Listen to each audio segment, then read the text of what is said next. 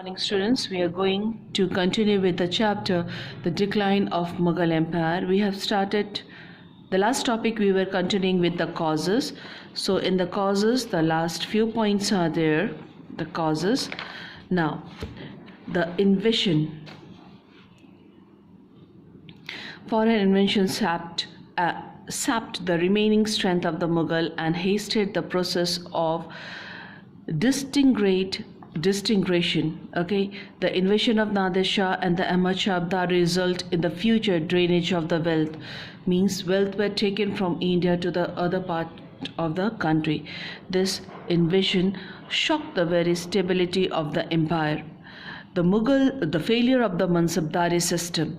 The system of ranking was introduced by Akbar. Under this system, imperial officers were given ranks on the basis of the meritorious service. However, during the period of the later Mughal, the system became corrupt.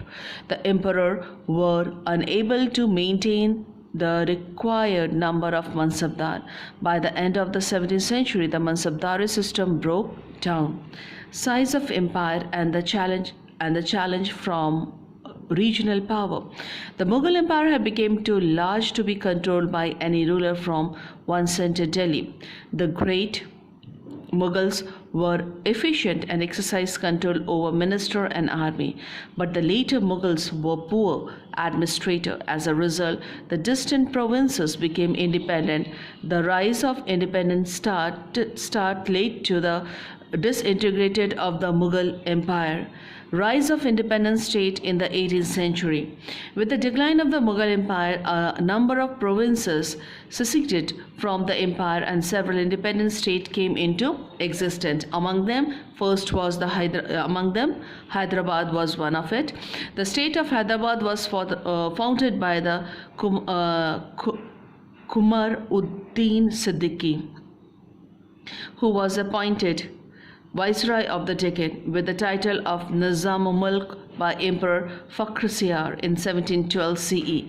He established a virtually independent state by return to Delhi as the Wazir during the reign of Emperor Muhammad Shah. In 1724 CE, he was reappointed Viceroy of Deccan with the title of Ashraf Jah. He founded the Ashraf Jah dynasty. His successors were known as Nizams of Hyderabad. Though he did not declare independence openly, he ruled as an independent ruler. Okay, so here he was the part of the Mughal, but after returning to Delhi as a Wazir at the reign of during the emperor of Muhammad Shah. Okay, in 1724 CE, he was reappointed Viceroy of the Deccan with the title of Ashraf Jah. He founded Ashraf Jah dynasty. His successors were known as Nizams. Okay, he never openly declared himself independent, but he ruled like an independent ruler. Ashraf Jah ruled the Deccan with a firm hand, crushed the rebellions and powerful zamindars and establish a strong administration. He tried to control the growing strength of the Marathas. He put his nominee Anwar Uddin as a throne of the Erkot. After Ashraf Jah's death in 1748 CE, Hyderabad became an easy prey to powerful neighbors. European trading companies started interfering in the domestic politics of Hyderabad for their own selfish gains. Okay, now next comes the Carnatic is not there in the syllabus. Please cut it out. Bengal in the 18th century comprised Bengal, Bihar and Orissa. Means nowadays Bihar and Orissa was under one only, the Bengal. Murshid Quli Khan was a Diwan of Bengal under Aurangzeb. Fakhrusiyar appointed him as Subedar, governor of Bengal in 1712 CE, taking advantages of growing weakness of the central authority. Murshid Quli Khan became practically independent. Murshid Quli Khan and his successor Surajudullah and the Alwardi Khan, Alverdi Khan, gave Bengal a long period of peace and stable administration. All these three rulers gave encouragement to trade but maintained strict control over the foreign trading company. Okay, so here the rulers encouraged the trade, but he took the maintain the strict control over the foreign trading companies. Alverdi Khan did not permit English and the French trading company to fortify their possession in Bengal. So Alverdi Khan, he did not permit English and French traders, okay, in Bengal. However, the Nawabs of Bengal failed to build up a strong army and navy. They also failed to prevent corruptions amongst the officials. Nor did they firmly destroy the tendency of East India Company to use force. Their ignorance of the situation in Europe proved costly. Bengal was the first province to conquered by the East India Company after Nawab Sirajuddaula was defeated by the British in Battle of Plassey. Next comes the Awadh. Awadh comprised Banaras, Kanpur, Lucknow, Faridabad and some district, okay, near Allahabad. So this all nowadays the states was under one, it was under the Awadh. Near the Allahabad, Sardar Khan, Burhan ul Mulk was appointed governor of Awadh by the Mughal Emperor Muhammad Shah in 1722 CE, but this soon became independent. Governor means, students, under the ruling of the kings only, emperor only, but the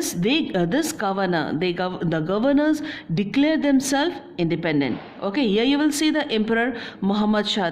He made them appointed as a governor, but in 1722 CE. Okay, in 1772 CE, but he soon became independent. Means not following the policies of the emperor. They made their own policies. He established a strong administration, crushed the power of the big jamidars, and brought about law and order in the Awadh. His successor Safdarjung gave Awadh a long period of peace and prosperity. The authority of the Awadh ruler extended up to Rohilkhand, a territory to the east of Delhi.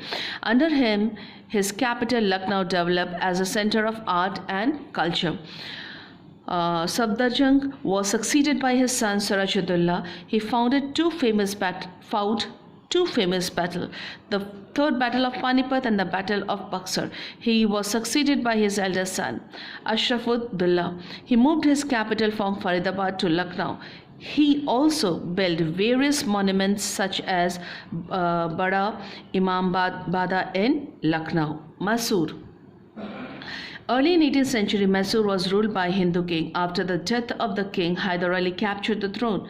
Through illiterate, Hyder Ali was efficient. Though illiterate, Hyder Ali was efficient administrator. He became a ruler of Mysore in 1761 CE when it was a weak and divided state. But within a short span of time, Mysore, one of the leading Indian power. He modernized the army and expanded his kingdom through the conquest. He was strong enough to emerge as a rival of the British.